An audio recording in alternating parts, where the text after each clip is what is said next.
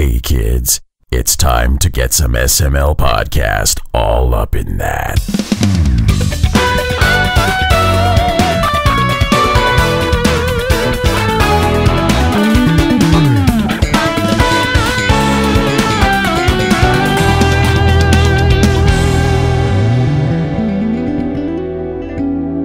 What's up, everyone? This is the SML Podcast. I am your host, Joe. We have a fun show lined up.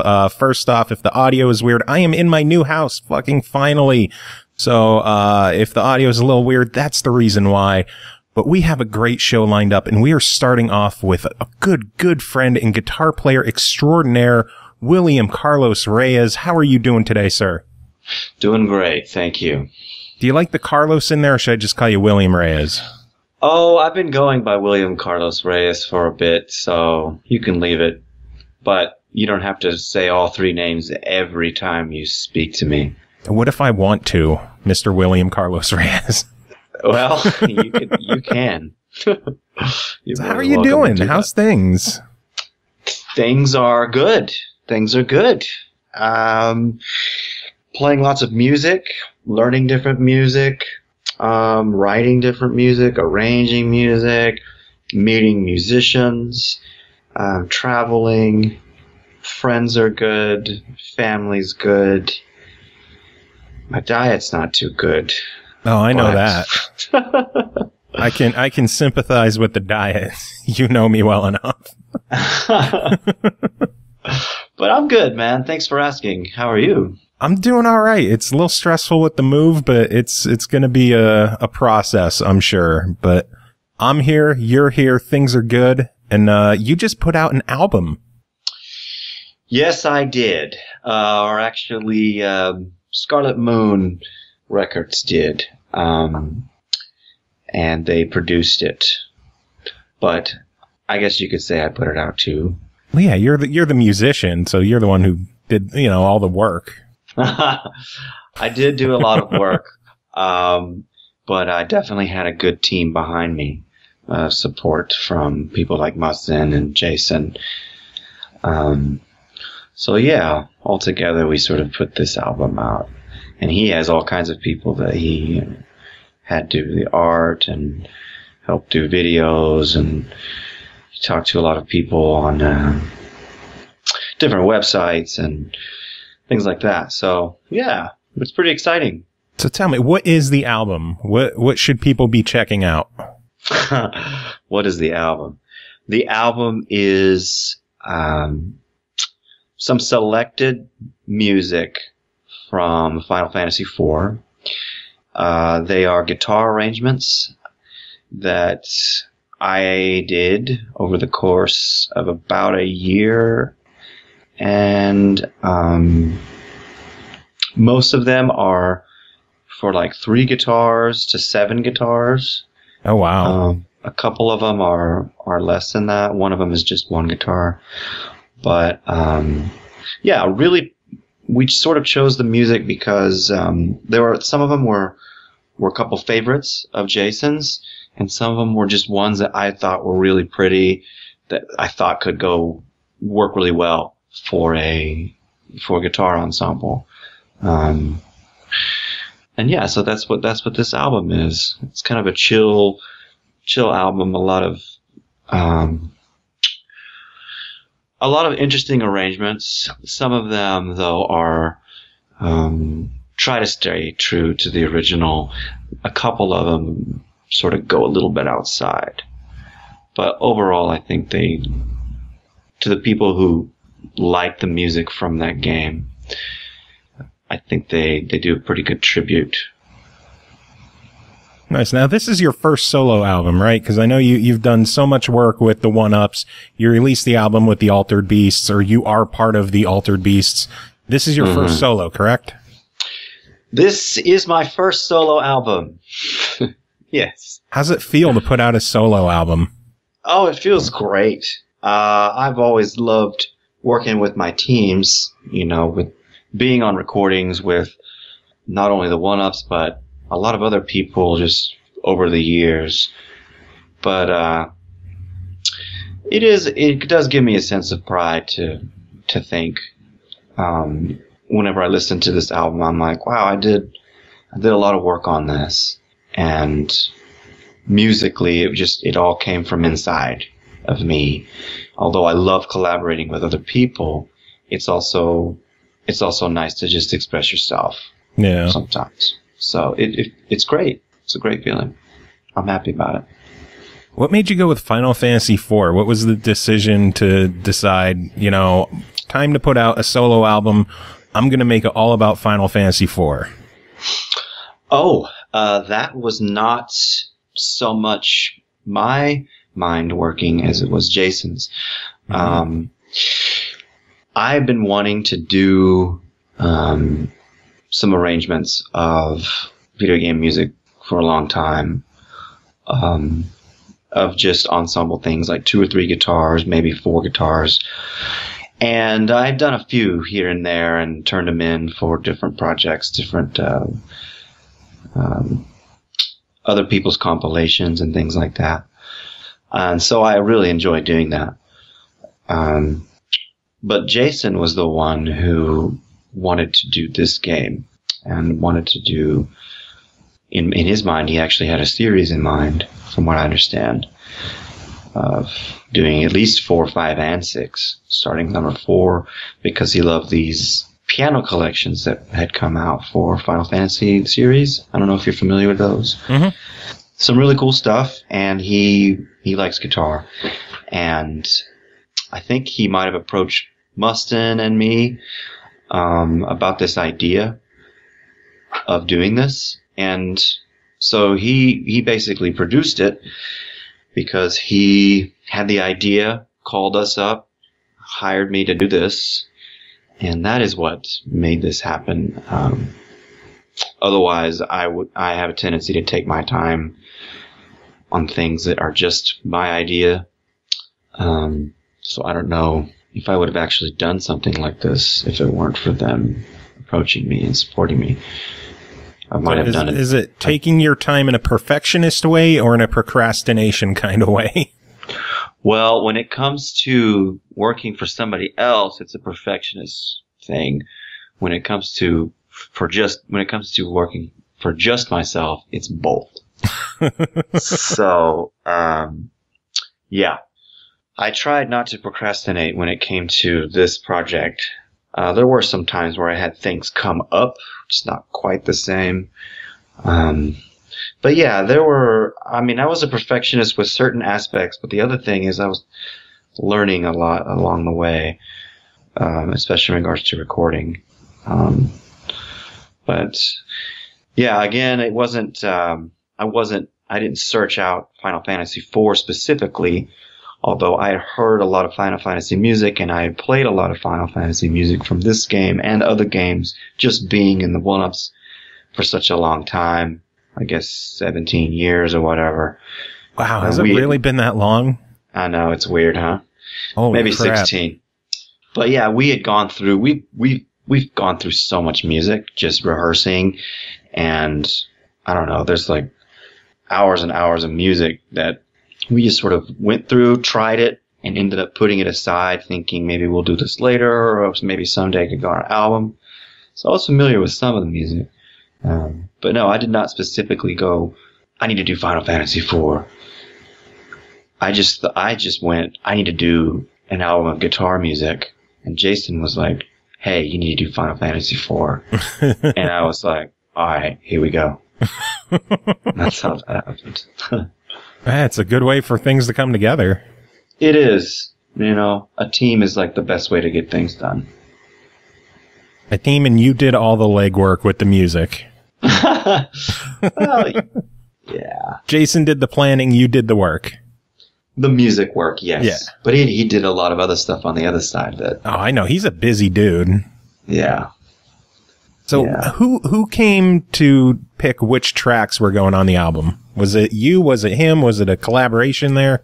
It was a collaboration. I mean, I think that he gave me the freedom to choose most of the ones that I liked. I was like, that one's really pretty. I want to do it. I didn't care so much about if it was popular or if it was obscure. I was like, that's a cool song. I think it would work well on guitar. And then his input was, was actually good when it came to, hey, well, there should probably be a fight song. You should probably do the main theme. And he had his favorite song, and he had a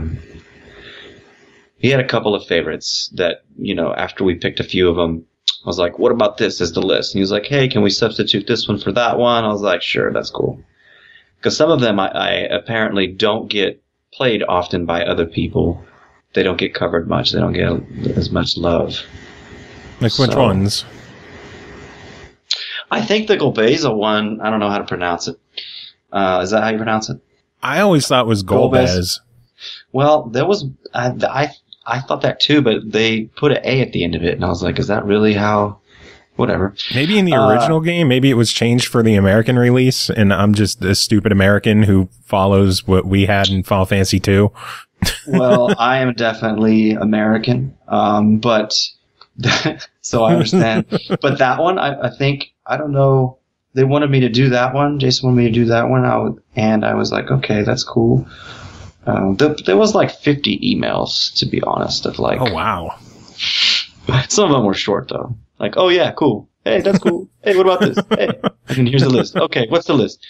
And then, actually, he did something interesting. He sent me an email sort of describing what was happening in the game for each individual song that was selected so that I could get into the mode. Because I had not played this game when I first started listening to this music. So he gave me sort of a background paragraph for each one in hopes that... Kind of give you inspiration on how the song should be. Draw from it, yeah. And some of it, I think, helped a lot because whenever I arrange a song, depending on what the who's going to play it or what the purpose is, like if it's for the OneUps, when I arrange a song for the OneUps, it's a completely different approach than when I would arrange something just me for like this album. What kind of differences are there in the process? Well, so for instance, when I'm arranging for the OneUps, you do have to keep all the instruments in mind. So you can't just... Oh, yeah, the other thing is, besides just the instrumentation, you have to think about... At least I like to think about the audience. I like to think about the energy for a live show. I like to think about the fun that my colleagues would have in playing it. So you come up with ideas that are... that fit well for the stage, that your bandmates can all get together and like, because that's a huge one. If two people don't like the song, it won't get played. And yeah, thinking about, well, the drum beat should be like this. And, whenever I'm doing stuff for this album, the solo album, there's no, I don't need to think about the drums. I don't need to think about, necessarily the groove at all. Because this is this album is more about, for me, it's more about feeling instead of dancing. And it doesn't really matter what you want to dance to or whatever. It doesn't really matter to me. For this album, it's more like, how do I feel about, how can I convey the feeling of this song with just the limitation of guitars, Yeah. It's hard to describe the process. I actually haven't been asked to describe the process before, so this kind of, don't know if this is making a lot of sense. It makes sense to me. I'm staring out the window as I talk to you about it too. Looking at the trees. What's going on outside? Just some trees. That's it. Yeah, but I'm trying to express how I actually, the differences like you asked. It's a really good question. It's a very good question. But for instance, if I want to get real dark or if I want to get real dark in an arrangement that I'm doing just myself, I'm allowed to do that. I'm allowed to do anything as long as I'm sort of staying true to the song. I can throw in sections of my own where I can compose things, and I can do that also in the OneUps too, but there doesn't need to be any groove. I can slow down anytime I want. I can get empty, I can get more full, and I can have a part that has 10 guitars if I want to, or just a part that only has one. And I guess you can do that with a band, but the band sort of is like a train whenever you're playing. It sort of it has to keep going. Or it's like, I don't have to do that with this.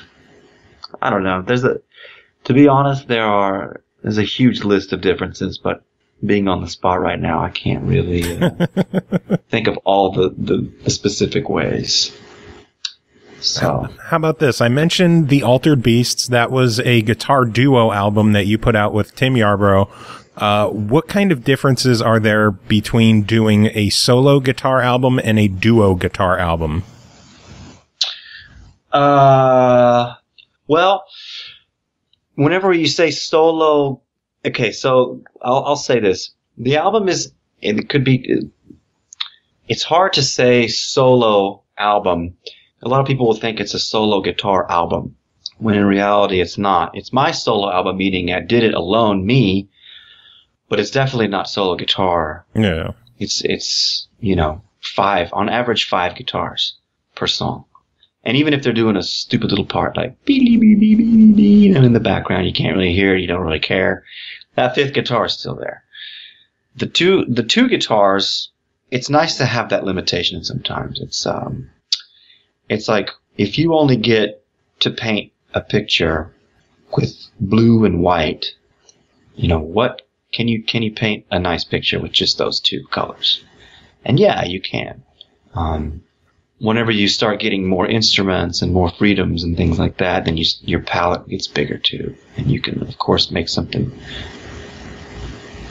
look a lot cooler. But I love the challenge of just 2 guitars, for instance, me and Tim, knowing our strengths and knowing, that we could possibly do this live anywhere we want to, as long as our arrangement is not super complex. So you think about the strengths and weaknesses of each person. You think about, again, just like with anytime you're collaborating, what would be fun to do for the other person, so you're not completely selfish, like, I want you to do this, and that's it, that's all you're going to do this, and you're going to do what I say. No, it's more like, hey, would you have fun doing this song? Also with song selection. It's like whenever we were arranging, I was like, hey, let's do 10 songs. You pick 5 and I pick 5. We arrange our 5. We get together. We rehearse it. Boom, go. So that's kind of a cool process. So you don't have to just like, I'm going to pick every single song, But yeah. Plus we were going for a jazz thing where it was like, we arranged the song to be like a chart, jazz chart, in the jazz world is just like a page of the song. Sometimes 2 pages, but just like, here are the chords, here's the melody. You can do a reharmonization, or you can change the melody slightly. You can change the feel. You can make it a Latin. You can make it a swing. You can make it funky sounding or whatever. And then we kind of improvise. We solo. We take turns. We come back to the head, which is just the main melody again. Throw an intro and outro on there. The song's done. So not to put it down or anything, but it's a little bit more simple. It's a little bit more formulaic, although not always, when you're arranging jazz charts. It can still be just as simple as complex as you want it to be, but a lot of those rely on interesting reharmonizations along with cool solos in the middle. Whereas these ensembles are more like you're trying to get all the parts that are there, because a lot of times these songs sound as if like the Final Fantasy IV songs, so they sound as if they would kind of work well with a kind of a small chamber orchestra. So you want, at least I wanted to try to capture a lot of those little bitty parts that are happening. Not verbatim, but at least so you get the idea. And I think Jason might have wanted 1 or 2 guitars just for this album initially, but I think I convinced him for it to be at least 3 to 5 on most songs, because I was missing some of that music that was happening. It's different from piano, where you have 10 fingers, 10 notes that you can kind of do. On guitar, you're limited more, even though there are other. You can be very expressive on it. It is like a miniature orchestra itself. I felt like I needed to have a lot more going on for the songs to really They just needed to have a more full sound.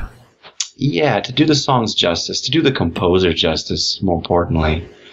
Because I didn't want to take away. If I was going to do a solo guitar thing, I would have had to taken away a lot of stuff that I loved in the music. A lot of little parts that happen that maybe the average person doesn't pay attention to fully, but I loved them. And I was like, that is like, those little things make this song cooler, make this song stand out more so than just your chords and your melody.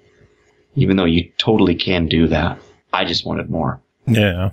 With having more parts, was there ever any consideration in working with other people on this, or was this always intended to be just a one-man project? Can you say that again? Was there ever any thought of working with other people, other musicians on this, or was this always intended to be just a one-man project? This was always intended to be a one-man project. Not to sound selfish or anything. It's just that this is just something I love to do. I've been, ever since, even on the OneUps first album, as a kid. And then it's so weird to say. I know, it's gross. I loved arranging songs for guitar and putting them on guitar. And in the second album, I think my first ensemble VGM arrangement was a Castlevania prelude. And I was like, this is so much fun. Take this. And so I've been wanting to do this for a long time. And I've been doing things with other people, like the Chronicles of, what was it called? Chronicles of the Chrono Trigger album. I forget the name. I'm so sorry. Oh God, do you know, I can't remember either. The compilation album that had like 100+ musicians on Was it. it Chronicles of Time? That's the one. Is that Chronicles of Time. Chronicles of Time. The Secret of Mana one.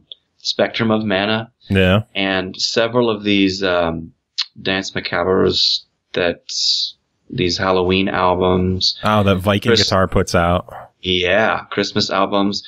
And even the Dwelling of Doom stuff. I've been doing these arrangements for a guitar ensemble for a long time. So whenever this project came up, I didn't want to use other musicians. I was like, I want to do this. I want to challenge myself to do it all myself. And because I've been loving doing this for a while and never really put an album together. It's just sort of like sprinkles of songs here and there spread throughout. Never just concentrate. A bunch of singles, and you never had that full album. Correct. So that's why I was like, okay, it's time for me to do this. So what are some of the standouts from the album, you think? What are some of your favorites? What's on this album? I think one of my favorites started off being one of my least favorites, which is cool. Everyone's going to have their own opinion on their favorites. So my favorites are not, I don't expect them to be anyone else's favorites. Because, you take your musical interpretation and you feel what you want to feel and you like whatever you want to like. But I personally like what I did with Fight 2. Yes, I love that one. And when I heard it, I was like, I wasn't super crazy about the song. And I arranged it, and it's kind of funny because Musson and Jason were like, that's it? I was like, yeah, that's your Fight 2. And they were like, why don't you do a little something else? You know, make this. And I was like, okay, because I didn't have the whole second part of it. And I think the intro wasn't even that there. It was just like the Fight 2. You know, kind of fast and like in your face. I was like, all right, fine. So I took a lot of liberty with like that second part of it when it got all dark and weird and slower. And I was like, oh man, this is fun. And I had so much fun just like saying no to the, let me say that better. I had so much fun going against the normal feel. Like I'd forgotten that I have the freedom to do that. And so I kind of sort of stretched that out a bit. And also at the time I had already recorded several of them and I had gotten a little better at recording an acoustic guitar with my equipment and everything. So it also sounds better. So I liked that too. But another one that stood out for me was Illusionary World. I just thought that one was really dark and creepy and just it gives me a cool feeling when I hear it. But honestly, I really like all of them. As far as stand out, I guess those two stand out the most. Oh, I took a lot of liberties with Golbez as well. I added some Bach sounding things in the middle that I felt would fit in really well with what the composer wrote. And I was like, well, I'm not going to have permission for this. I'm just going to throw it in there. And it turned out to be really nice. It gives me a good feeling when I hear it. It takes me back to like, I don't know, thinking about the classical music that I studied. But they're all kind of little, I worked hard on all of them. So they all feel a little, I'm attached to each of them. Even They're the one all I your wrote, children. They are. I had 12 babies, and so. But I also think that the main ones like the love theme, it's just a beautiful theme. You can't deny it. Rydia, or I think that's how you pronounce it. That's how I've always said it. Super pretty. It's just a pretty song. So it's like those stand out for their own reasons because they're just really beautiful, really beautiful tunes. So that was fun too. Just like it's nice to play really pretty music, Yeah, and Final Fantasy IV had such an amazing soundtrack, which is evident with this release. Oh, thanks. Yeah. The hard part, though, is that there is a ton of music. Yeah, you were saying that you had a list, and Jason was like, how about this one instead of this one? Which songs did you want to cover that you weren't able to? And are you going to cover them eventually? That's a good question. I think that I don't know about covering them eventually. That might be a different project because I think depending on the success of this one, that will sort of determine how we go about number 5 and number 6. So I think that would be the next level. But as far as the songs that I wanted to do, sadly, I do not remember. It was a while ago. I just remember liking certain ones. I don't remember their titles. But I think one of them was a really popular one that was like overdone. Or, I don't know, overdone I don't know if it was overdone or if it was just a lot of people had done it and he wanted something that hadn't been done. So I don't really remember. I'm sorry. That's fine. You mentioned the 5 and 6. Are you going to be a part of those? Are those going to be your projects as well? That is the plan right now. Again, it's it depends on how the success of this one goes. But these are Jason's. These are his. He really wants to do this, and I think that I can do it really well. So I think he's happy with working with me on these. So we just have to wait and see how many people buy this. Number 4. Yeah. What's the reception been so far? Have people been digging it? The people who I have seen comments from have all enjoyed it. A lot of them are my friends, and I love that. It makes me feel great. I actually am looking forward to someone not liking it. That sounds really weird. I'm a little bit of the opposite of a lot of people in that regard. You're looking for the critiques and what you can improve. I am. Everyone is entitled. As soon as I put something out there, anyone can tear it up or praise it however they want. And I don't get too offended, nor do I fall in love too easily with these comments. And I don't want to have a big ego about it. I want to hear what they think, but I want to know what they really think as well. And I'm not saying anything bad about my friends. I love my friends. But they do tend to be really nice. And I'm not saying I don't believe them either. But I'm curious if some of them hated something, if they would even tell me. I'd hope that they would. Because there's some things that I hated about or didn't hate, but just like things I could have done better, for sure, on this album. But that's part of the learning process. But yeah, the response has been, I got away from your question there. I tend to ramble on. That's all good. The response has been good, to answer your question. If you want to cut all that other stuff out, or you can leave it in. I'm way too lazy to cut things out. All right. The response has been very good, and I'm very grateful. But I still want someone out there to not be afraid to tear it up if they want to. Yeah. Well, I hope you find someone to tear it up just to make you happy. There has to be someone that hates it. If any of our listeners check out the album and don't like it, make sure to email us and let us know why, and we will forward your message on. Yeah. That'd be great. Oh, man. So on a personal level, what are you playing these days? Do you have time to play games these days? I do not have a lot of time to play games, unfortunately. When I do play games, there's an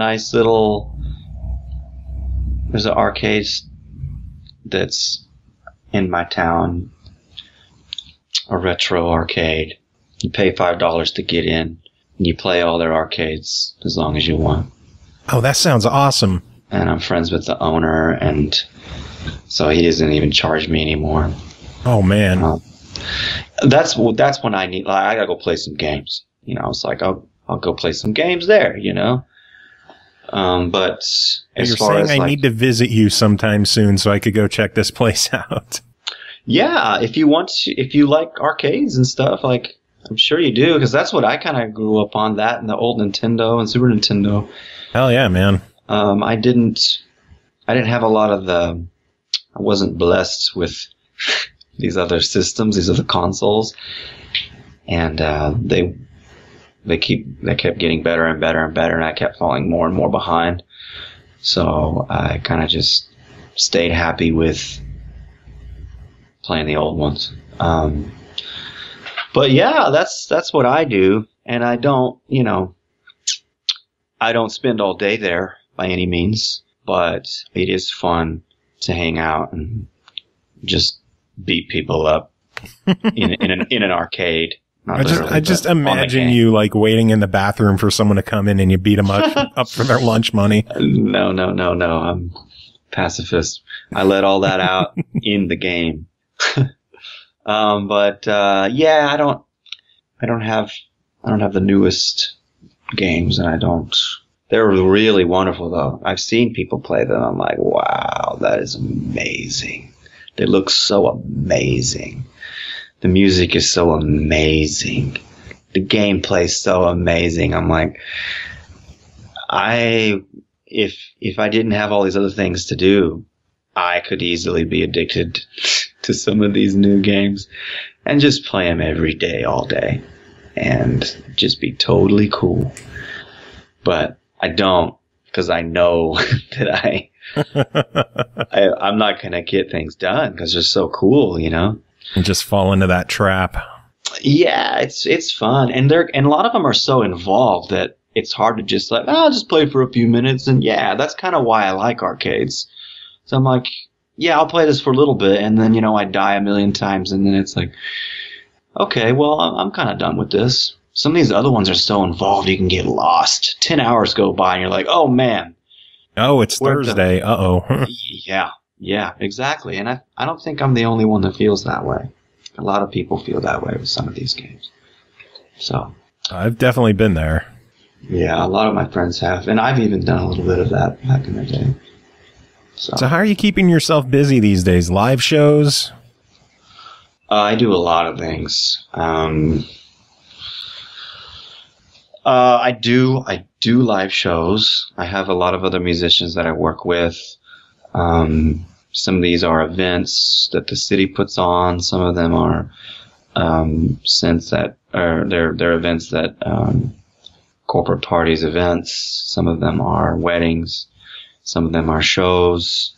And then I have to practice for all of them. So a lot of my, I have to prepare for all, and they're not always the same music. A lot of times they're very different music. So it's a lot of different music I have to practice at home. Different styles, different songs, a long list of songs. Aside from that, I still like to have fun and travel around, hang out with people when I can. I have family in Mexico. I have family in Chile. I have friends in Europe and all around the U.S. And then another thing that I like to do that I spend my time on is I've been trying to get into more composing and more independent filmmaking. So I'm gathering, So I'm gathering, trying to get a team of people together so that we can make films, which is a huge endeavor. But it's super fun, and it's hard. It's a nice challenge, but it does take a lot of time. You plan pre-production, get the people together, shoot it, edit it, all that stuff. It's big. It's a lot of work, but it's a lot of fun. And go ahead. Gotta say, I've known you for well over 15 years now, and I had no idea you were into filmmaking. That's cool to hear. I thought it was a pipe dream because I was told that by people around me. So I never was like, I always thought, that's okay. I don't need to get into that. But now that I'm older, I'm like, I don't care. And yeah, I've always loved films. I think my passion for films is almost as much as my passion for music. So learning the process of it has been very educational, very, very fun, very awesome. Nice. Yeah. Yeah, I always knew you were a movie buff. I just never knew that you were into actual movie making. So that's really cool to hear. Well, yeah, that's the thing. I wasn't, because I didn't believe that you could. I didn't think that I could. I was like, I'll never be able to do that. And then it's like, yeah, you can. Just do it. Don't be afraid. If you love it, just do it. When you have your first big Hollywood premiere, I hope I get an invite. Oh, yeah. Hey, gotta stay positive. That's gonna happen, man. It'll happen for you. I am positive. I'm trying to stay positive. What I'd really, my focus is on learning how to do it and creating good work, regardless of the production value, just something that speaks to people. Don't really care about fame, don't really care about big time this or big time that. I just, whether it's music or movies or writing or anything, I just want to sort of inspire some people out there. Make them feel something cool. That's really awesome. Thanks. Well, I can't have you on without asking what's in the future for the OneUps. The OneUps have some cool things happening. We have put together a list of songs for a new album. Yes. Some of the recordings are underway.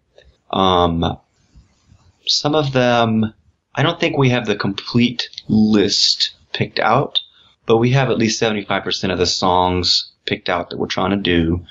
Most of those are pretty well arranged.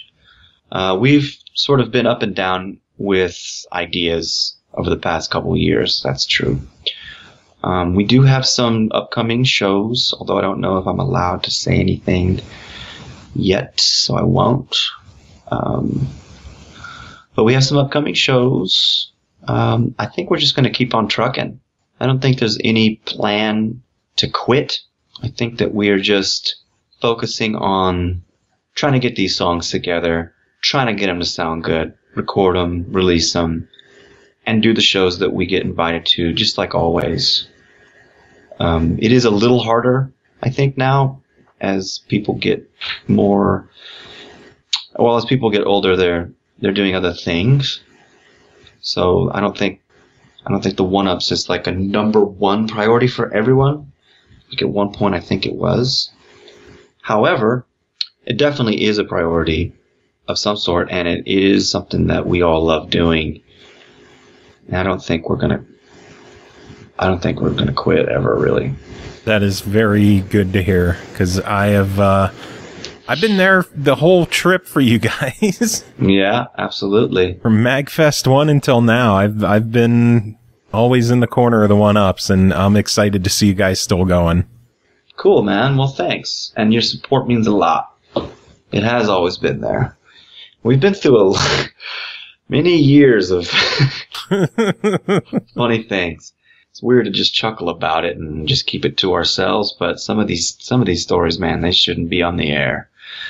Yeah, we'll have to save that for another show. We'll save that for when we're super old and it's like, oh, here's what we did. It was so weird. But anyway. Oh, man. Well, I know we've been chatting for a while. Was there anything else that you wanted to talk about with the album or with whatever you're doing in life? This is hard on the spot. I think... Well, I do want to express how grateful I am to the people who are listening to the album. Even if they don't know who I am, that's fine. That indirect support means the world. It is not easy. Well, in some ways it is easy to make these albums happen. Because it's like, oh, this is fun. I love music, and people listening to it really makes it worthwhile. But it's hard too, because it's like you musicians, and I don't know if they're all like this, but we do criticize ourselves. We're our own worst critics sometimes, and we want things to go well. We want people to love our music, Ultimately, we do. So yes, I'm very grateful to Scarlet Moon Records for sort of reaching out and giving me that opportunity. I feel like I was sort of just kind of wandering around, but that gave me some direction. So I'm very grateful. And so yeah. As far as my life goes, the only important thing people well, that I would want people to know is that I am always trying to be creative. I'm always trying to put out more music, more, in the future, maybe films. And I'm loving life. I will say that. It's good to love life. It is. I'm in a pretty happy place right now. It's good to hear, man. So. It is always good seeing you happy. It is always good chatting with you. William, it's been a pleasure. It's been a pleasure talking with you too, bro. Everyone else, stick around. We're going to take a quick break, listen to some music from Final Fantasy IV, Guitar Collections. We'll be back with more show in a little bit. William, do you have any final words to wrap this up? Putting you on the spot one more time. Yeah. Be good to one another. That's it.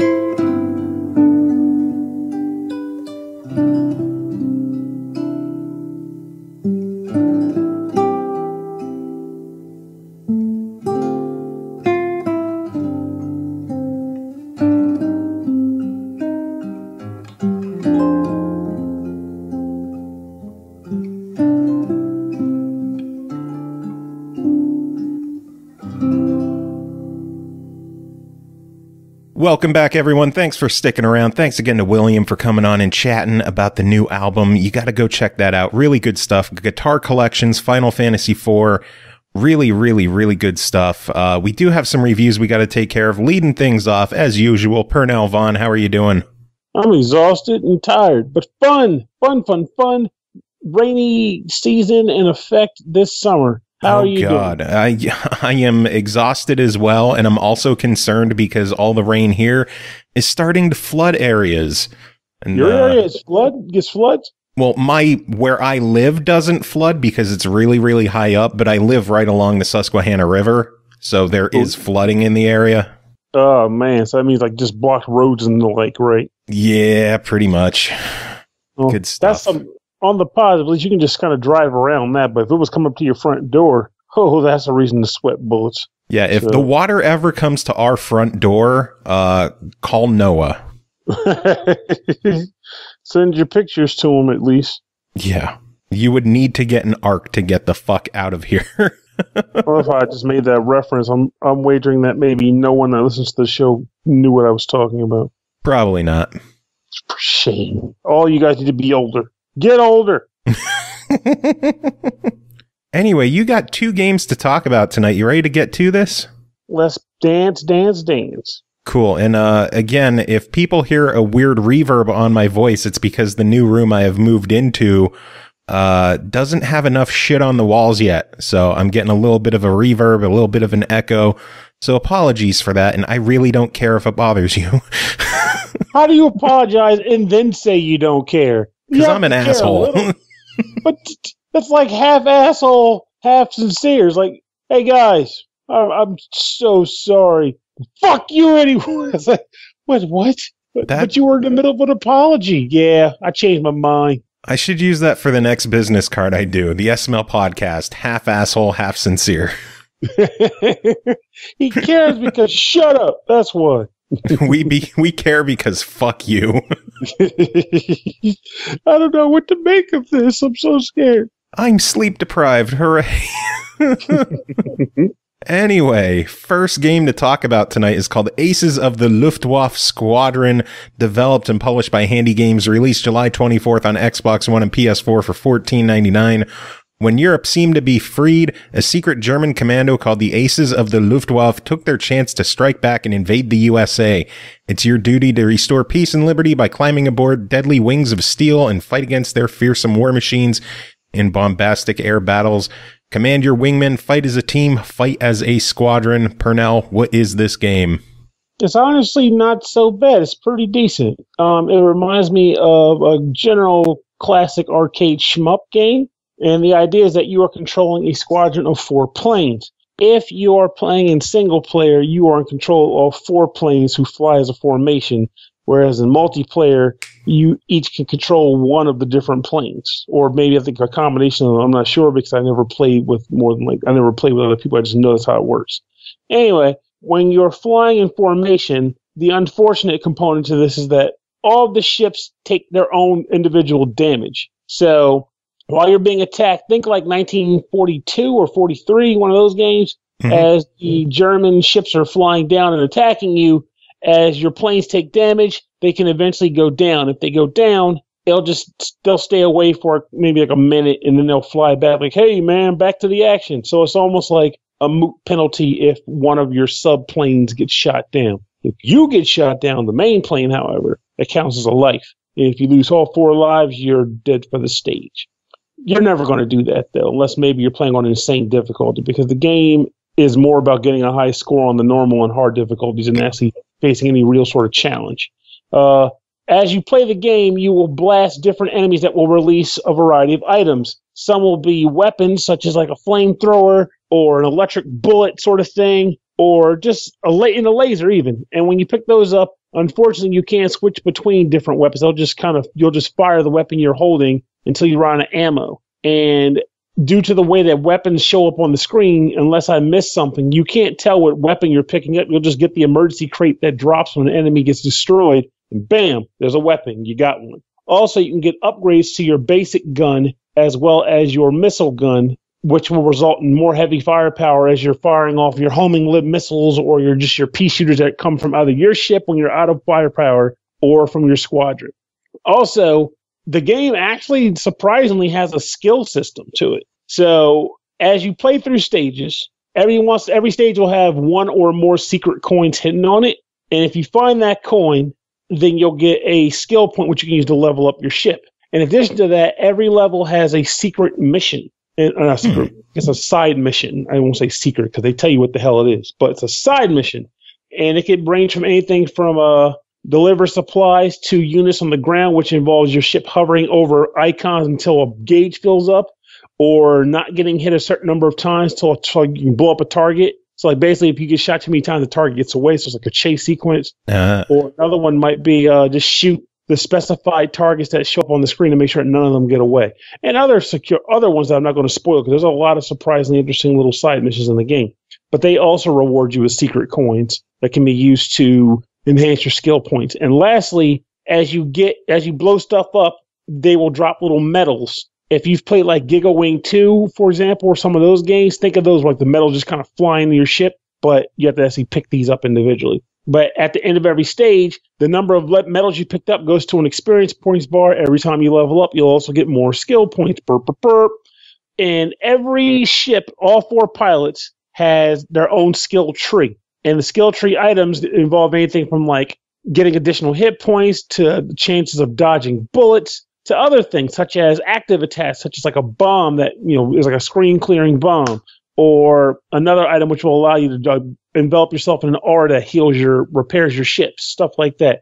And you can you're supposed to be able to switch between them, but I never quite pulled that off with my trigger buttons. And the screen tells you hit L1 and R1 to switch between those active items, but I never pulled that off properly. I just said, screw it, air bomb it is. Nice. An odd thing that they chose to do with this game, though, really odd, and it's going to generate mixed feelings depending on who's playing, though I don't think I've really found a person who's liked it gameplay-wise yet, but it's a surprisingly creative thing nonetheless. Every member of your squadron has some sort of phobia or mental issue or health illness.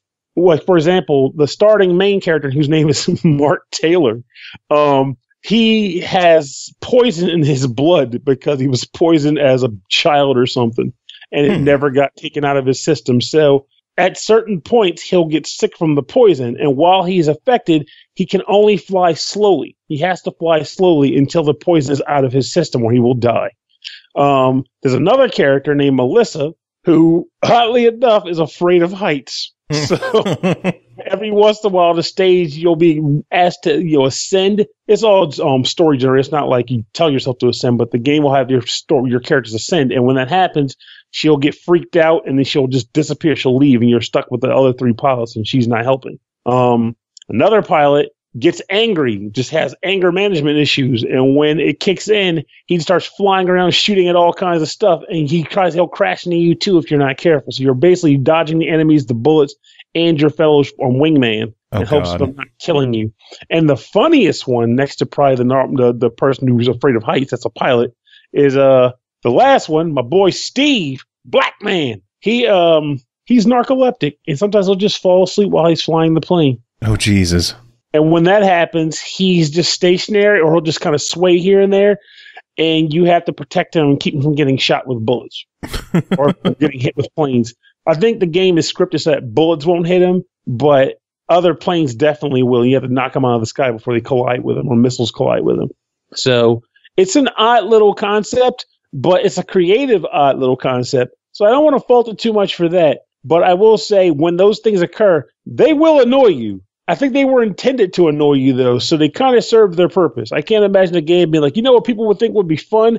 A poisoned pilot who can't fly very quickly and a shmup. Yeah. It's meant to be a hindrance. So if you're frustrated by it, guess what? I think that's mission accomplished on the part of the developers. So. Also, there's like some pretty colorful boss encounters because everybody's voiced. All the characters and the bosses are voiced. And I'm not going to say they deserve A+ for voices, because there's some pretty bad voiceovers, or just mediocre at best voiceovers. Well, they were all done in-house. I was asked not to be too harsh on the voice acting, because it was all done in-house. So oh crap, edit this out, then I don't want to be that jerk. I mean, it makes sense, though, because now that you say it was done in-house, it all makes sense. Just like back in the day when people were like, who voiced this Sega CD game? Well, they got the janitor and some of the programmers and the head developer's niece to come in, and they all just said a few lines and then had a piece. It comes back to the I care, but fuck you, because I care because I'm letting you know not to be harsh on it, but fuck you because I'm not going to edit that out. Oh, why would you? But, well. Sorry, guys. I noticed the voices.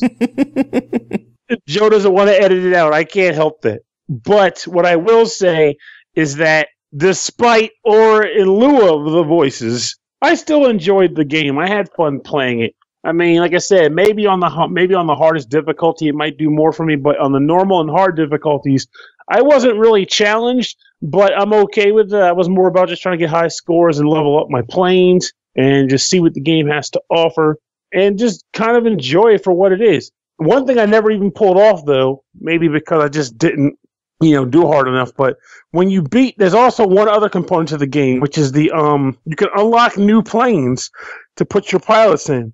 But there are random drops from bosses.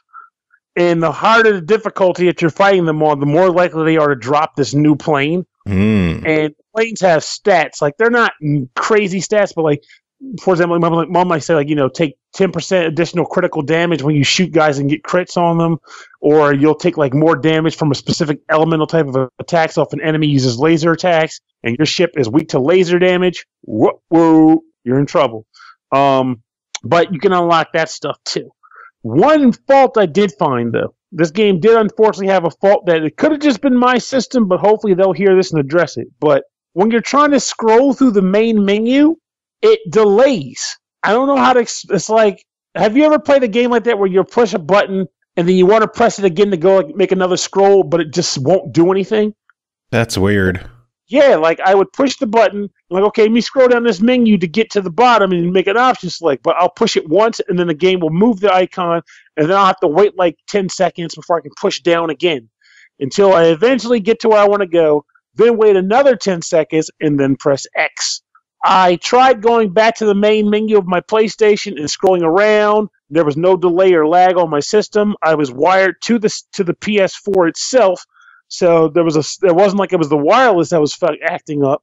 I just don't know what was causing it, and it's strange. It was only happening. Odd. Yeah, maybe it's something to do with like just how they wired it. I mean, the game hasn't released yet, right? Yeah, or maybe by when we're recording it, it comes out the following day. So it's very possible this is something that's being addressed in a patch.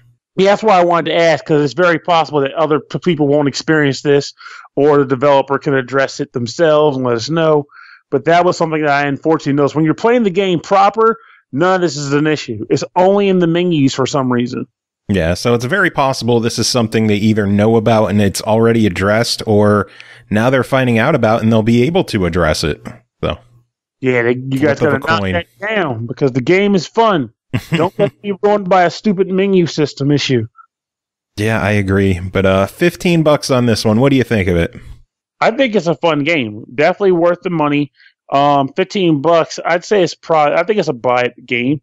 Minimal try, but I would buy it if you like shmups and if you like shmups and you're kind of feeling daunted by all the $40 and $50 like arcade release shmups.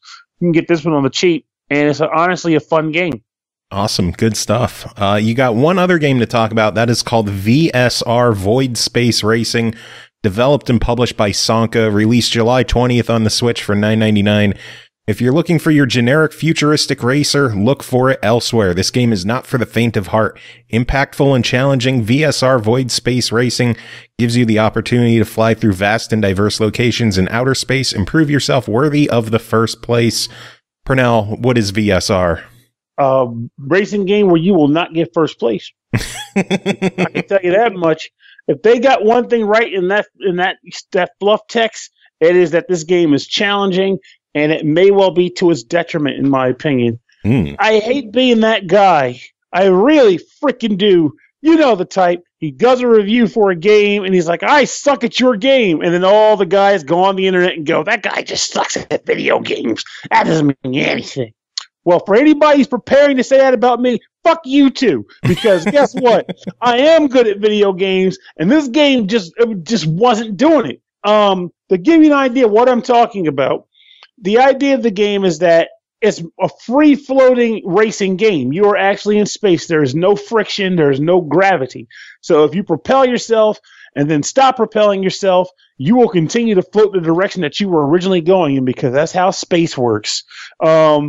So how does this game work? There are no tracks. It's just a free-floating space environment. And the game creates the track by giving you rings to fly through. Think like Pilot Wings or something like that. So you have to propel yourself through a series of rings, and they always show you the first ring you have to go through, and then the ring that's going to follow that one. My guess is that you can kind of prepare yourself to get from 1 to 2 in as best a way as possible. The problem is, good fucking luck doing that well. So, you might be thinking to yourself, well, just use the tutorial, Pernell, not a big deal. All right, you know what the tutorial is? It dumps you in a free-floating environment with some obstacles and says, this is a no-friction racing game. Press the up button when you're ready to try. And in the meantime, it just tells you what the buttons do. So you have propel, you have brake, you have tilt left and tilt right, which admittedly, I never quite nailed those as far as good usage for playing the game. I was utilizing, like, okay, I know what tilting left does and what tilting right does, but it wasn't functioning how I would expect it to, because I think it makes your ship spin. But how to make the use of that to correct myself on some of these turns, I have no idea. Because it's not like, don't think like a racing game where you're tilting left or tilting right. Think of a circular object that's tilting, which means it will roll. Like barrel roll, but not like Star Fox barrel roll. So what ends up happening is you're playing the demo and you're using, okay, I got the buttons. I figured out the buttons. I'm ready to see what the rest of the tutorial is. So you press the button. And then it just says, there's a ring, fly through it. And then that other ring, you'll fly through that next. Ta-da, there's a tutorial. Oh, boy. So it sounds like it could use a better tutorial in it. Yes, it could. Maybe some racing tips or something. Like, yeah, I get the idea of, maybe stop accelerating so much so that you can kind of coast into, like, changing directions. I get that. You want to know why I get that? Because I actually was able to do the tutorial race. Not tutorial. I was able to do the tutorial pretty decently by the end of it. It was a matter of, okay, accelerate, let go of the gas, maybe brake a little bit, and then as I go through the ring, aim in the new ring and propel towards it. You'll get a bit of a loss of speed, but you'll make it. The problem is when you go to actually play the game, because there's not a ton of content in the game, but it's also only a $9.99 game. There are 3 cars and 8 tracks. You have to unlock the new tracks by getting first on the previous track, and you unlock the new cars by getting first on specific races. You will probably never beat the first race, though. Oh, God. You will never see the other tracks. I am damn near ashamed to admit I never beat the first track. I played for a good 2.5, 3 hours, never beat the first track. And that didn't seem like much, but when you're doing the same level over and over again, it may as well have been 10 hours because I got sick. So the cars that you're racing with, even on easy mode, are pretty much flawless drivers. They don't have to do the, trying to decelerate and then turn my ship. No, they just go a straight pattern. They just get it. Look at us fly. You, on the other hand, are bouncing around like a damn pinball machine in space, bopping off of rock faces or trying to recorrect yourself. You can't keep the momentum that these other races are having. I'm going to wait till some freaking pro out there, or maybe the developer can be like, you know what you're doing, son. Here's how you really play the game. And you know what? Please link a video to the SML group showing me how to play the game, and I'll give it another shot. And heaven forbid, I'll re-review the game. That's how serious I'm about this, because it's a cool idea. I just couldn't fucking play it. Jesus. It drove me nuts because I'm like, okay, this game could be cool. I can see this working. 8 tracks, one of them based off of Astro Bear's Party, which I actually did like when I played it. I wanted to like it. I just couldn't because it drove me goddamn crazy. Just trying and not accomplishing anything. Man. So that's my review of the game. So it sounds kind of like either a deny it or an undecided for now. Pretty much, yeah. Because I want to say deny it, but undecided in the event that somebody who knows what they're doing steps up and shows me how it's done. But as it is, it's a cool premise, interesting concept, and it's affordable, but you'll be so frustrated trying to get through the first damn stage that you're going to likely give up. Man. And I feel like when it comes to a game, even with a new control scheme or whatever, I don't want to say outright give me the first stage, but it shouldn't be like to the point where you're getting 8th place on the first race on easy difficulty. Yeah. I know somebody might call that entitlement or something, but be honest with yourself. Can you think of a game you've played in the last 10, 20 years where even easy mode was like, I can't understand how I can't beat this?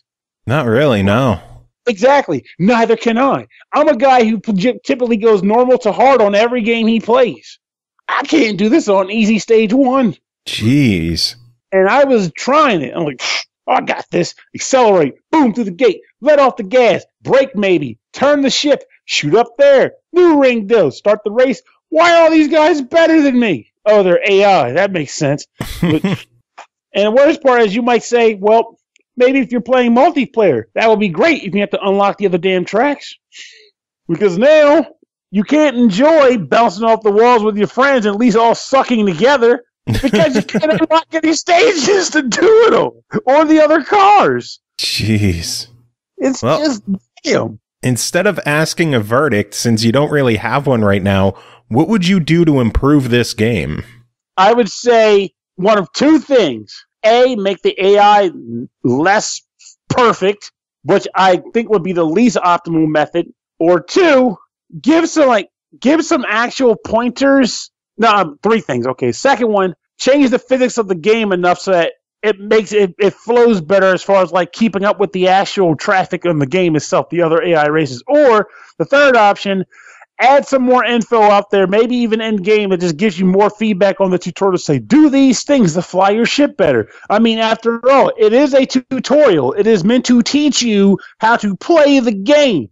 I don't think here's what the menu options look like and some buttons counts as a tutorial. I mean, yeah, some games do that, but usually they always say, hey, press this button to do this. But if you let off a little bit, you can do this and do a super dash, or you can do this and do a better turn, or I don't know, some detail to provide the player with a better idea of how to make use of this frictionless environment to keep up with the opponent. Because again, I was able to do just fine racing alone on the tutorial environment, just getting the feel for it. But when it came time to put it to use against the AI was doing some shit that, to my understanding, you shouldn't even be able to do in a frictionless environment. They were just like driving, like going left now, going up now, going down. I'm just like sharp V, 45-degree angle, way out, curly Q squiggles above, anything.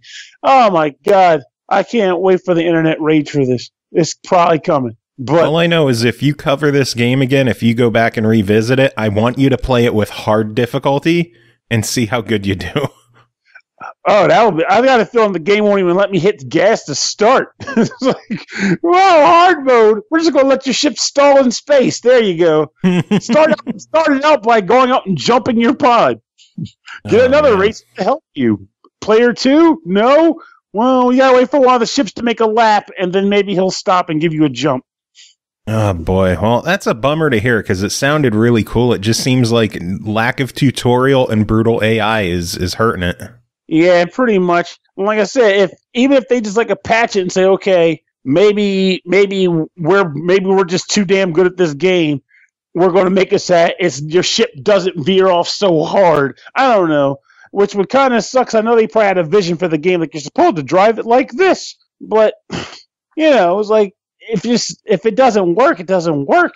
Yeah, and I mean, that's happened with developers before where they get so used to playing the game that they don't realize how difficult it is until gamers have it. And they're like, holy shit, how do you fucking play this game? Yeah, and you figure there's only 4 buttons. Like, what is wrong?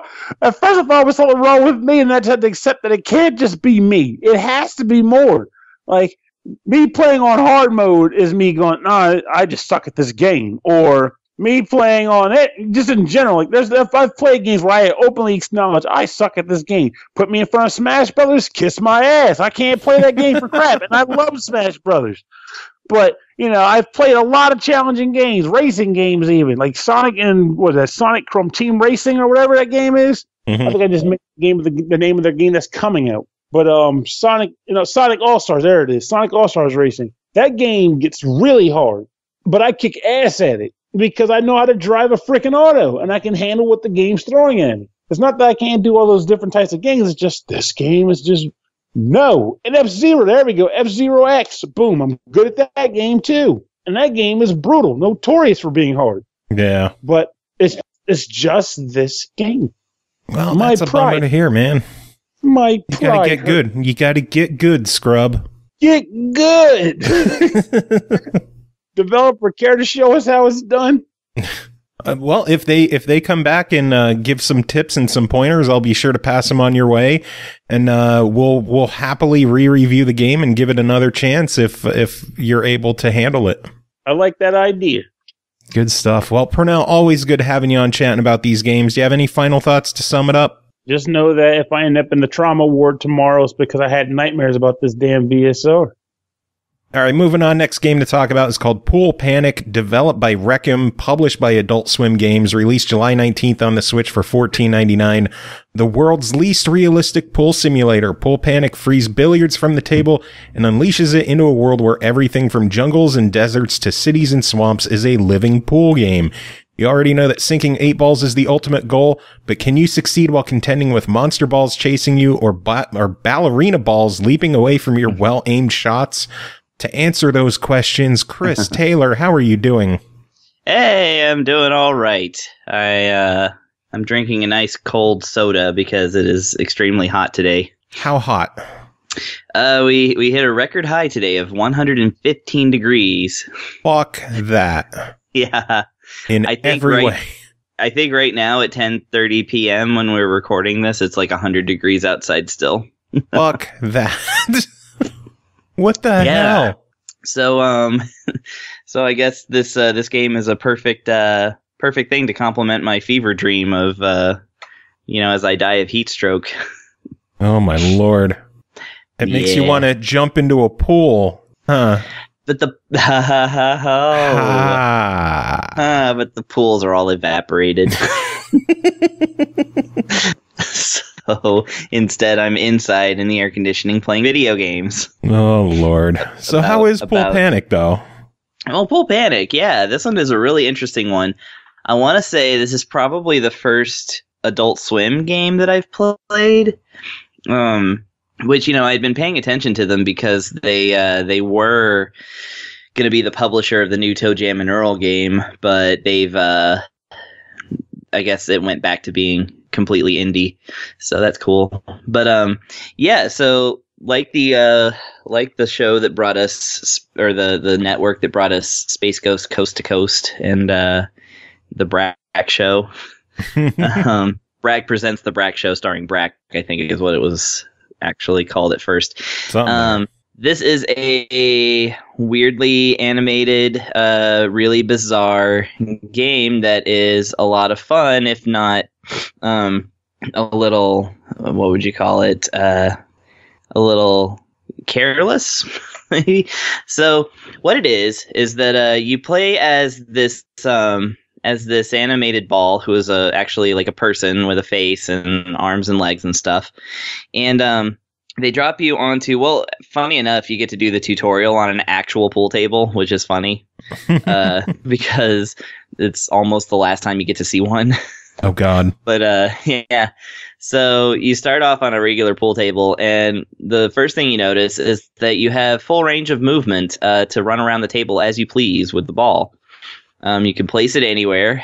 You can do little jumps, which I think come in handy a little later. But since it is a pool game, the main thing is to hit it with the stick. So you line up the cue. It's very easy. You just aim the stick and push either the R trigger or the right back trigger. I forget what they're called on the Nintendo. I think it's R and RZ, ZR. Something like that. Something stupid. Yeah, one hits it soft, the other hits it hard, and like the line is really easy to line up. It makes a laser line in front of you, and it shows where it shows also a laser line of the projected travel path of whatever you're hitting. If it turns yellow, that means that you are going to sink it in the hole. If you hit it at the right temperature. And that's where the game stops being normal. So you can clear the table like that. Of course, you clear all the balls. No, there's no stripes or solids here. It's actually each ball behaves differently based on its color, which we'll get to in a minute. But once you sink all of them, then the 8-ball starts throwing confetti and celebrating and stuff. That means that you're about to win. So if you sink the 8-ball, you get to move on to the next stage. Simple as that. And then you start to get into stages where it's not anything like a pool table, but there are holes and there are balls, and that you're supposed to put the balls in the holes. Sometimes you'll aim, like one of my favorites actually is the light blue ball, where when you aim the laser at it, where I said it showed you before, where it shows you the laser line to get to the hole, the blue ball will start screaming and running away. So it won't notice you if you just run up and hit it, but if you aim at it, then it runs away from you. Oh my god. Yeah, there's another ball that will artfully dodge you if you're actually lining up a good shot. There's a really heavy ball that basically can't be moved the first time, so it like you hit it and then it stomps the ground and like moves everything else, and then there's a brief moment where you can actually then, like, you know, once it's weakened or something, you can actually bat it around. And like just every level presents this new challenge that none of your skills in the wonderful game of billiards is going to actually help you at all. So this sounds ridiculous. It is. It's a very ridiculous game, and I quite like it. I think the only thing, and I was talking about it being slightly careless, I think there were a few little design oversights that, honestly, in a game like this, you just kind of overlook. For one, the camera doesn't move. It follows the ball pretty much, but it stays at a steady angle. So the angle is the side of the table, of course. So if you're trying to line up a shot, let's say along the side of the table that is nearest to the camera is not going to help you. You don't get your laser line. You don't. It won't pick up a little bit so you can see over the rim, you know, the edge of the table or whatever. Like, you basically have to do certain parts of the game blind, which didn't seem like that was something that had to be done. But you know, it's not too bad, really. I mean, the other thing is that, so the game, it doesn't really care how many times you hit your ball to like get all the other balls in the hole, but it will keep track and it'll like deduct. It'll basically tell you it counts it like golf. So every stroke, you know, you end up in the negative after a while, and then it just builds and builds. So it's like, eventually you get to like level 3 or whatever, and you're like minus 40 and you just stop trying. So I really feel like the scoring system is just there to be like, well, here's how bad you did. The game at no point ever stops you from doing whatever you want, which is both good and bad. I think it's not a game that you should take seriously, unless you're playing it in multiplayer, which actually seems to be its strongest point. I have no friends and I will die alone, so I actually had to just load up the multiplayer and see what it was like. So I can't attest to the actual gameplay, but there's a couple of different modes, including a kind of slot machine mode that like selects the gameplay, the level, and like all kinds of stuff, just like 5 different variables. So you wind up with this totally random game with random rules. Or you can just have up to 4 players on one pool table, no turns. Everybody just has to try and sink those balls. Oh, God. Yeah, you all get to run around at once. Just a free-for-all. Exactly. A big free-for-all that sort of looks like pool. Apart from that, the music is really catchy, and I really like that between the levels, your ball is basically singing the song. Just like kind of doing vocalizations. It's just really cute while it tallies up your non-score. And yeah, there's just like a lot to love about this game, but I mean, don't think that this is a game you're going to quickly master, because it's very random and very unpredictable. But if that's your kind of thing, I think that this is a good one. Nice. So $15 on this one. What is your verdict? Because I am going to follow it. $15. I'm going to say, if you don't mind that it's going to be a little frustrating at times, go ahead and pick it up. If you have friends, especially if you have 3 friends that are willing to have a completely stupid time with you over this game, this is probably going to be on your short list of like party games to whip out. So if you have friends, for sure, pick this one up. It's going to be worth itself like 10 times over. One player mode, I'd say it's solid.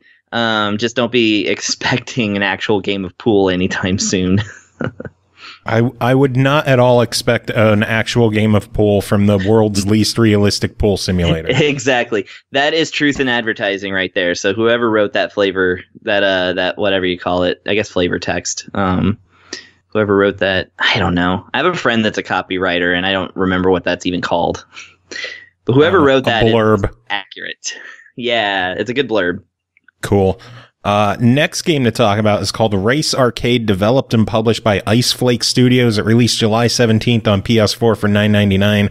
Race Arcade is the ultimate top-down racing game with a strong retro feeling and super smooth gameplay.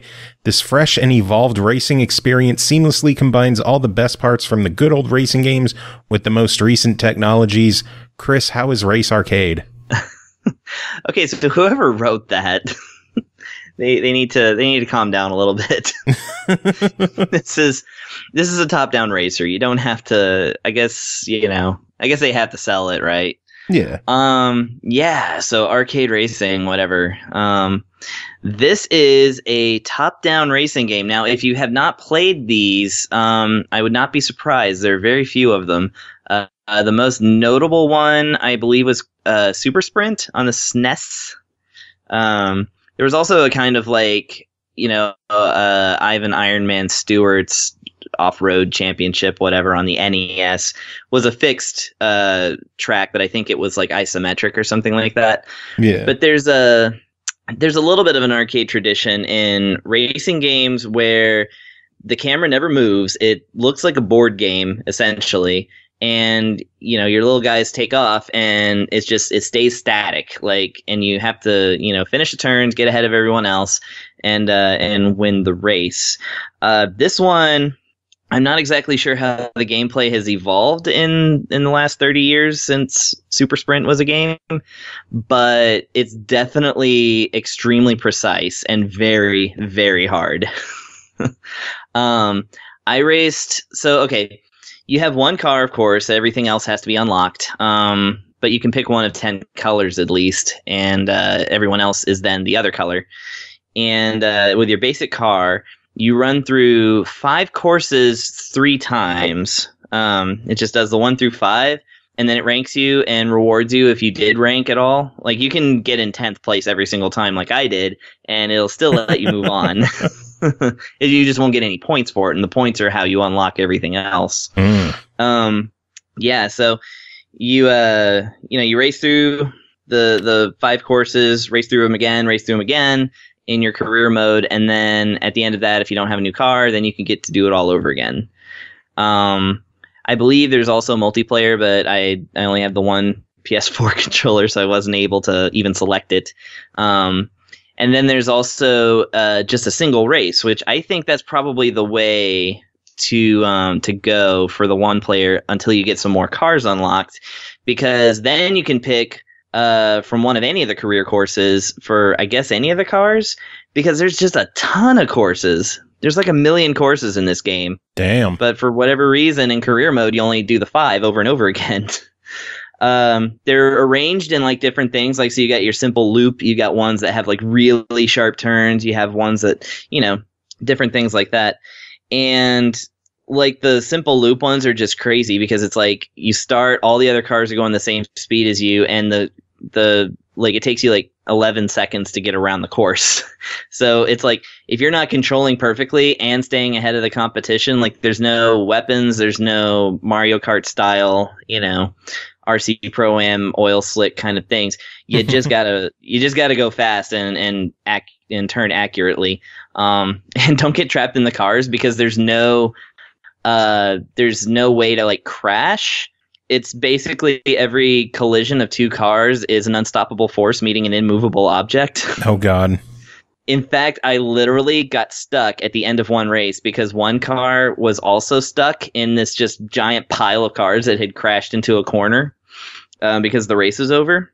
And so I just had to wait out the timer because the other car couldn't get out of the other car's way in order to actually take that last lap.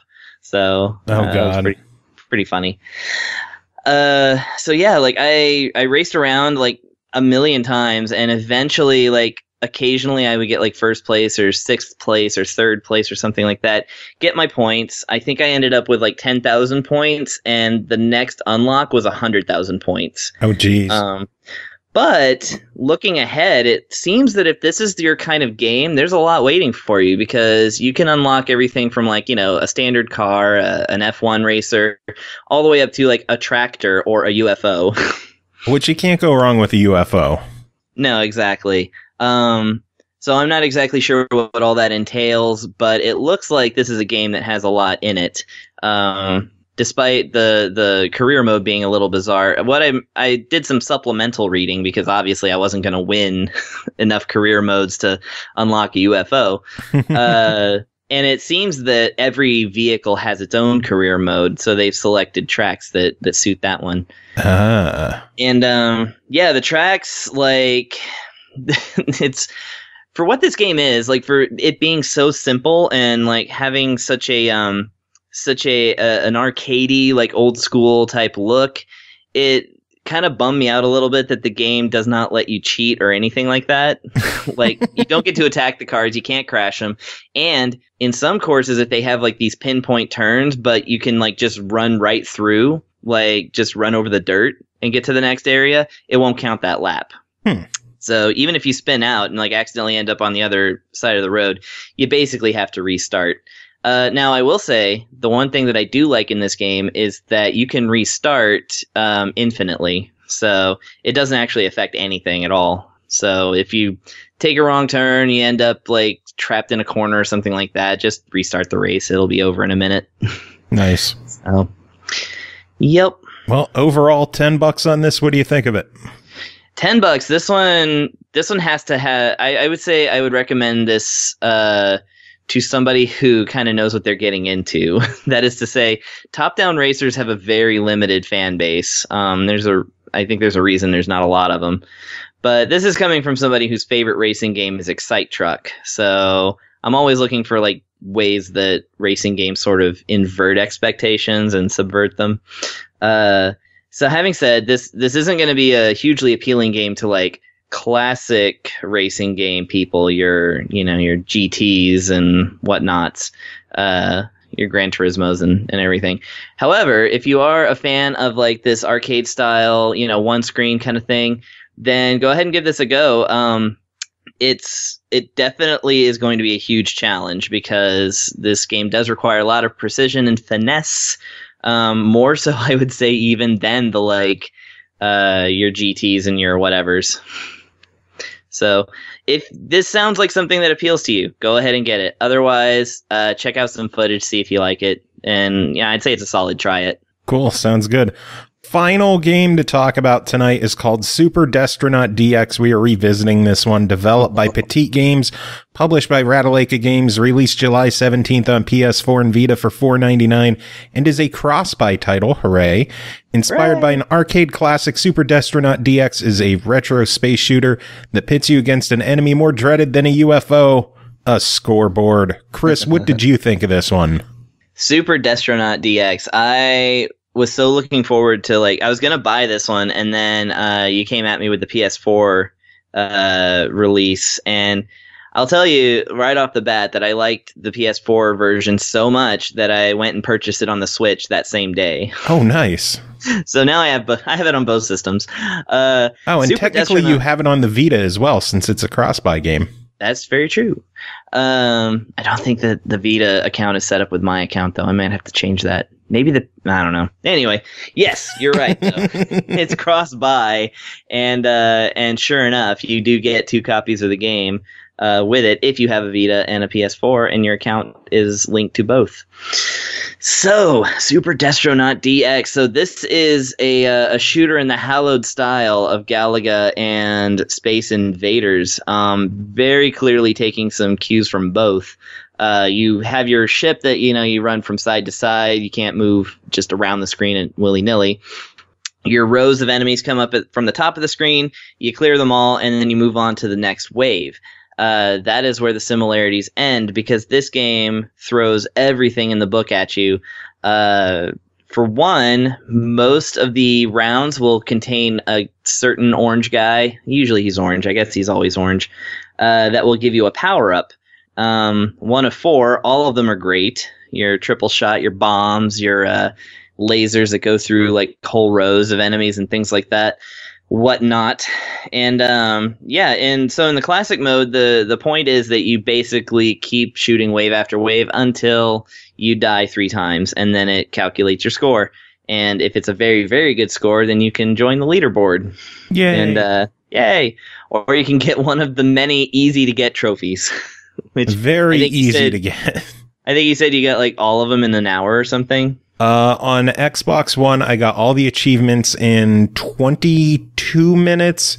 And then I picked it up on PS4 and Vita as well because it was only $5. And on PS4 today, I got all of the trophies. I got the Platinum Trophy in 13 minutes. Jeez. 13. That's really amazing. I know I got like a lot of them without even trying. I didn't even look at what they were, and they kept handing them to me. Anyways. Yes, it's a very trophy friendly game, and even better. Yes. With PS4 and Vita, they have separate trophy lists. So for $5, you can get 2 platinum trophies. Amazing. As someone who doesn't care about trophies, I'm enthralled. I'm just kidding. I'm clearly a Nintendo boy. But I'm not reviewing the Nintendo version, so let's get back to PlayStation. So, you have the classic version, which, is just what it is. It is classic. It's a trip to the arcade. Then you have a really, really good sort of, I forget what they call it. It's like basically challenge mode. Yeah, challenges. So, yeah. You do a list of challenges and they rack up, like basically get this many points, destroy this many waves, and then do it within a certain amount of time, and then do it with 1 life in hard mode. It's like, all kinds of stuff. It just keeps scaling up, and you just keep wanting to do it. Like, I couldn't, basically Wild Horses couldn't tear me away from that A button, or X button. There you go. Yeah. I don't do PlayStation controls. Cross button actually is what it's called. Yeah, whatever. It's an X. Yeah. And that's actually one thing I like about this game is the 1 button. They're like, no, you don't get 2 buttons. You have 1 button. 1 button and a stick. And so you can also do time attack mode, which is just basically infinite lives, but see how much score you can rack up in the amount of time they give you. Which of course you want to avoid dying because they have score multipliers. And then you have hardcore mode, which is the same as classic mode, except that the enemies are way harder, shoot you way more, and you only have 1 life. Then you have then you have your options to make the screen shake, make the colors kind of like explode. Like, what do they call it? The color attenuation or something like that. No, I don't remember. That's not what it's called. Yeah, it's called something. Basically, it makes your eyes hurt, and then you can actually ratchet it up even more, and it gives you a warning about how it causes dizziness. Oh, geez. So you can get a real headache from this game if you want, or you can shut all that stuff off and just enjoy it for what it is. I actually did turn it all on for quite a while. It was this is so good, but I feel so sick. I'll have to check that out. I didn't even mess with that. It's actually kind of fun.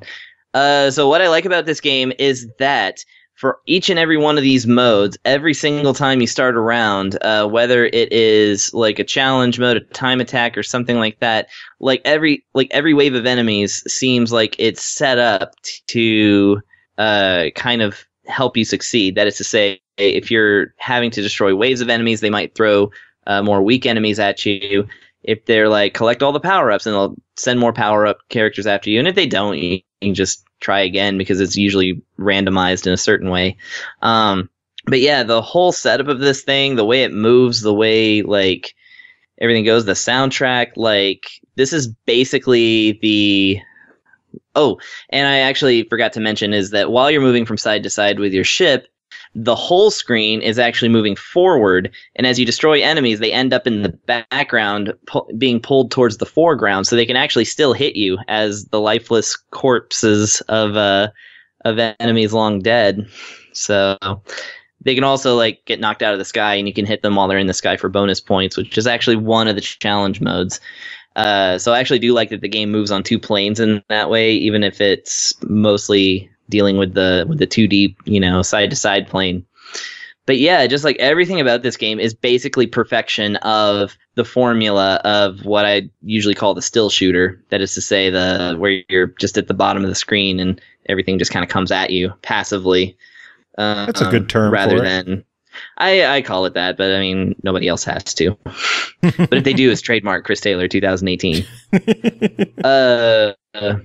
So yeah, like there is no aspect of this game that was not like incredibly fun for me. So I really, really like it. So $5, I kind of have an idea where you're going with this, but what's your official verdict? $5, you should buy it twice. Whatever systems you have, because this game is worth more than $5, to be honest. Like I said, I played it on PS4 and immediately had to have it on Switch. So, I mean, this is absolutely a game that you can't miss if you're in any way a shooter fan or just a fan of like old arcade games like that. Like some people who aren't even shooter fans like Galaga. So yeah, this is absolutely a game to pick up and be watching for more from these guys because man, I was super impressed by this one. Well, if you enjoyed that, Petite Games also did the game Inksplosion. You could check that one out. Oh yeah, okay, cool. I think I looked at that one and it looked pretty good. Well, there you go. Now you know which one to pick up next. Yay! Yay! Well, that is it for this episode. Chris, thank you so much for joining. Thanks again to everyone else who came on and to William Reyes for chatting about the new Final Fantasy IV Guitar Collections album. I need to pick that up. You do. And if you can't pick it up yet, just stay tuned because we're going to play music from it. Hooray! I will stay right here and listen. Sounds good. Do you have any final words? I think Wilfred's saying it all right now from the other room, if you can hear him. Meow. Yeah, he's like, meow, meow, meow, meow. Just yowling. He too wants to hear William Reyes, so let's get that music going.